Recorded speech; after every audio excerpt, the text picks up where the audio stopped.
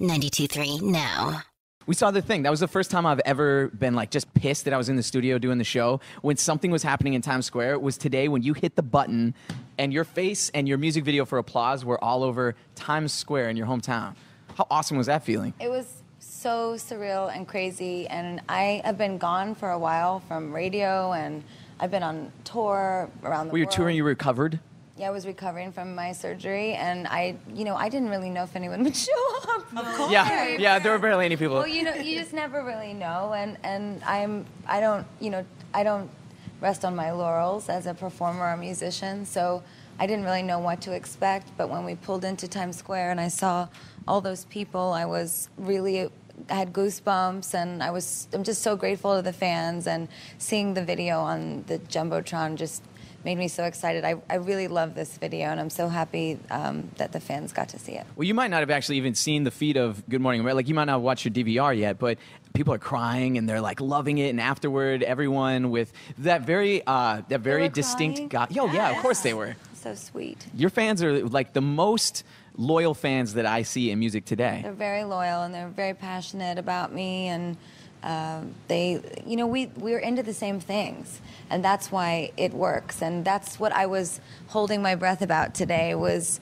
this video is very me, and it is all the things that I'm into, that I'm interested in. And when we created it, we spent a lot of time fine-tuning the imagery to take it to a place that really turns me on artistically. And so when I heard them all cheering, I knew it turned them on too, and it made me feel good. When you say the things that you're into, you're talking fashion is obviously one of those things, yeah. and always revolutionizing something. What other specific interests? Well, this video in particular, there's a lot of performance art references. There's a lot of artistic references with the Seashell Girl.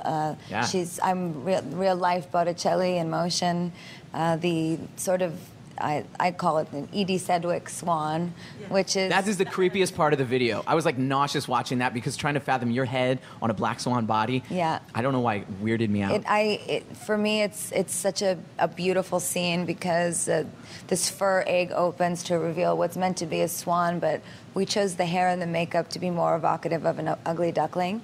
By way of Warhol and Velvet Underground. So there's a lot of inspirations in the video, but once we took them further and further and further, by the time we were done, it didn't look like any of those references at all. It just became something new. It built, the whole time it builds, and then at the end there's such energy to it, and I can only imagine in Times Square with, I don't know how many people, there were hundreds of thousands of people. It felt like New Year's Eve in Times Square. It was wonderful, and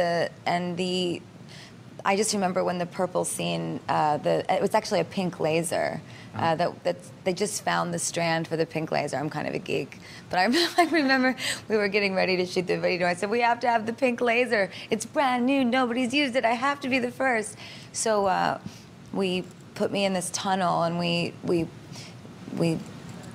shone the laser, and I'm wearing this Archive Galliano and walking, crying, holding a prosthetic leg with the flowers coming out of the hip. So when I'm walking, it looks like a bouquet from the front, but then when I move to the side, you see the full leg, and then somehow in the light, it almost looks like flesh falling out of the side of the hip. And we just really, to be fair, we kind of just got off on making what we're into. I was going to say, this is what I get from you. It's like every fun, fascinating thing in your life and in your head, you get to create now because your fans have always been there for you and they're so supportive. And there must have been a moment where you realized, holy shit, I get to be like me.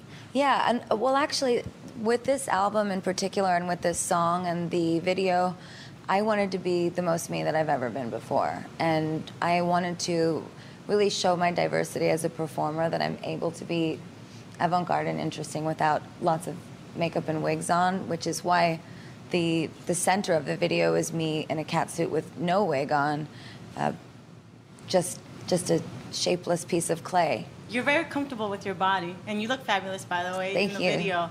Where did you get that bra-looking hand thing that you're wearing? Well, at first it looks like somebody's holding your boobs, yeah. But it's not. Well, we had a couple different pieces on set, and we actually cut them up and made it there. We did that with a lot of the outfits, except for the couture pieces, which obviously we can't cut those because They won't send me them anymore.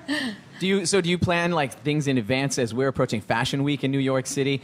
I mean, of all the people that must look forward to something like that, do you have these ideas in your head of what you want from outfits, or do you have people that you just really trust to bring something interesting? Well, Brandon, who's my fashion director, he's incredible, and he knows what I like to see. He knows the lines that I like to see.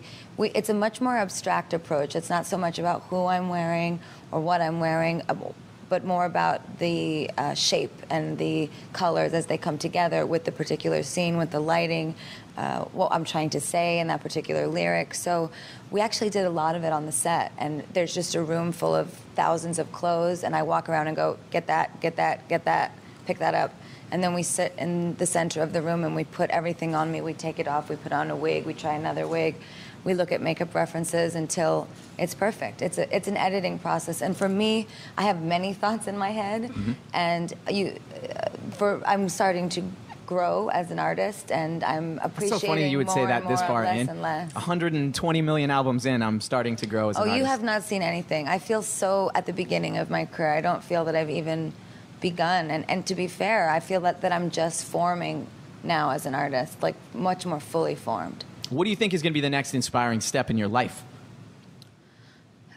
Well, I don't know. Gosh, every minute is inspiring for me. I was inspired today getting in the car, leaving Good Morning America, and there was thousands of kids beating the car, and my mom and my dad were laughing and kind of screaming in fear as the car was shaking. And it just, their passion and their energy is infectious, and creating that when they're not around is very difficult. So whenever they're around me, I'm just lapping it up like a dog. I know what you're talking about. It's that really creative moment. I get those at night. It'll be 1:30 in the morning, and I'm lying in bed, so we have to come to a morning show, and that's when I'm used to being creative, and I want to get up and like write a parody song or do something stupid that is my mere I want to talent. get up. I have to write a parody right now. I must immediately write 3:30 in the morning. something to do with applause, but it will have to do with some other random pop culture topic. That's funny. Yeah, but that's what I know, that feeling of like that immediate inspiration and that energy and you have that comes to, you. and you need it, and that's what applause is about. It's not that I live for the attention, it's that I live for your happiness as a result of something I've performed for you. When you cheer for me, it means that I've given you that turn on. I've given you that inspirational moment where you get so excited that you have to clap your hands. What are you hoping you inspire people to do as you go into, for instance, you're coming up into Art Pop, this brand new album that, from what I understand, you were already striving for the second Born This Way was released. You were like, let's move on. Next one's Art Pop. Here's what I want to do. What are you hoping to inspire in people from the album? I really want my fans to trust in their own creative processes and really believe in themselves that they are enough, because it's when you find that confidence as an artist that you're able to really stretch your wings and grow like a creepy swan. Yeah. And thank you for acknowledging and that. art culture as something that is now being filtered into pop. With Warhol, it was the repetition of this imagery of putting the celebrity on the canvas. Right. And this is about putting the canvas in the celebrity. It does. It seems that way with the album cover, is it the single cover probably with the paint? Yes. It's like you kind of brought Warhol out of you. It almost feels like, as opposed to putting you into it. Yeah, I know when I said reverse Warholian expedition that everyone sort of rolled their, oh, there's Lady Gaga with her crazy ideas. But actually, we've thought a lot about it, and everything that we're doing is rooted in this idea that everything has come full circle now, and what we believe is that art culture is meant to control pop now, instead of pop culture controlling art. Well, and you've done that not only through music, but now this thing is a bigger medium. It's going to be an app, and what are we going to get as we see the revealing of Well, the app will come out on November 11th. Yep. And it is a incredible mixed media engineering system where you can create your own art, you can create music, you can share it with people all over the world and chat with them, and meet other auras, both alike and the same. Is this something that you designed, or did you find somebody you trusted kind of is more in that app world or in the social media world? Well, I designed it with my friends Max and Adam, who are in the tech house, and the ideas for the creativity behind it, they sort of just begin with us all sitting in a room and having a puff and talking for hours and hours and hours and geeking out over what we love about any app, What kind of app do you want to make? I don't know. What would be cool? Oh gosh, I wish that people could do this or make this or and 3D print this and have it sent home to them. You know, there was so many ideas that we had, and they're just brilliant guys that can bring the programming to They can make those fruition. things happen for you. Yeah, they make them happen. So I think a lot of it was me going, can you do this? Can you do this? And them going, well, I think we could do that, actually. I mean, it's kind of crazy, but yeah, Gaga, I think we could do that. And so it's a process, and I really do want the fans to know and see me now in the way that I truly am, which is that I'm not just a pop singer or just a musician or just a songwriter. I'm a very passionate, creative mind, and what I love to do is bring people together and empower them, empower their interests, and let them show what they create through me to the world. Well, if you were going to give us a little secret, the second we download that app on November 11th, what do you kind of hope like the first thing that people do after they've listened to the music from the album is on the app? Well, How do we start to play? Well, there's going to be many things you can play with. I don't want to give too much away, but it's an instant experience. Okay. When you start the app, you're going to be instantly catapulted into the world of art pop, and it's something that we've designed for you to take you on a sort of psychedelic intellectual roller coaster that leaves you in a very simple space. What's nice about the app is an 8-year-old could use it, and that's what That means we somebody could really teach me to wanted use do. it. Yes. I have a chance.